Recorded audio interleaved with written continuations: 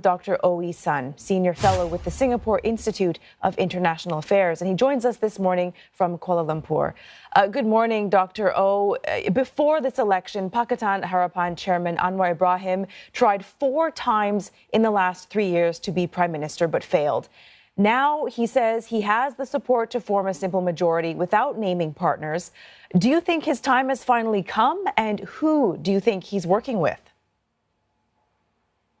Well, I think he must be working overtime to try to find and negotiate with these potential coalition partners as we are speaking. I don't think he get a lot of sleep. I think it will be very difficult actually for Pakatan Harapan to find potential ruling coalition partners. And that is because, they have various objections against Pakatan Harapan with, for example, the second largest bloc, namely Perikatan Nasional. Its ideological difference. Pakatan is more open and multicultural. Perikatan, it's more conservative and religiously oriented. With BN or Barisan Nasional, it would be because, they would, Pakatan would think Barisan it's somewhat tainted or corrupted and so on. And for the Borneo bloc of parties, it will be very difficult for them to work with Pakatan as well because there were a lot of this bickering between the two camps. Muhyiddin Yassin of Perikatan Nasional also claiming victory. He is saying he will speak to parties in Sabah and Sarawak to try and form the next government. What does this election signal to us about the rise and the significance of the Borneo states moving forward? Well, I think the Bornean states, they altogether form about 1/4 of the total number of seats. Sorry, it's a bit interference here. And I think now that they win about 30-something seats, there will be a very significant bloc in the parliament.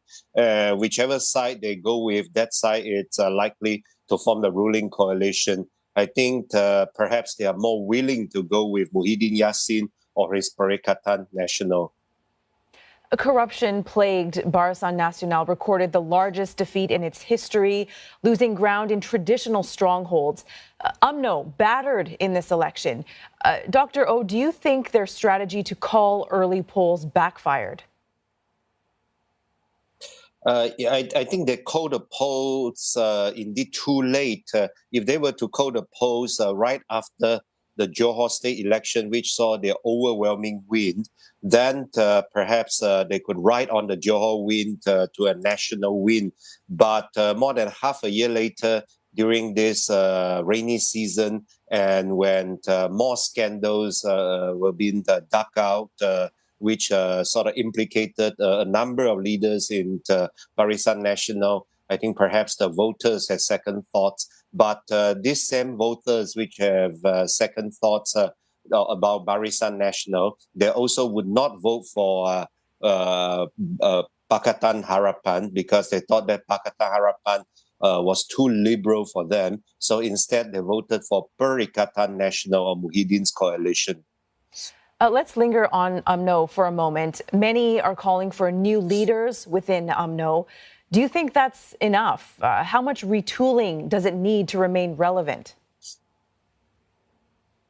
Well, UMNO, it's very resilient. It has incredible ability to resurrect itself, such as it did less than 2 years after it was historically defeated in 2018. It came back into power. So I think with the current batch of senior leaders being, in a sense, purged, and with new leaders coming up, UMNO will still have the kind of resources and enough support within the Malay community to resurrect itself in the future. And very quickly, we're running out of time, but we look at Mahathir. He lost his seat for the first time in 53 years. Given that and also BN's poor performance, do you think there's a changing tide in Malaysian politics? Well, there is, but it's a move towards perhaps Islamism, which saw PAS emerging as one of the largest parties within the parliament here.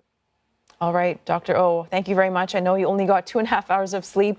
We appreciate your time this morning. Dr. Oh Sun, Senior Fellow with the Singapore Institute of International Affairs.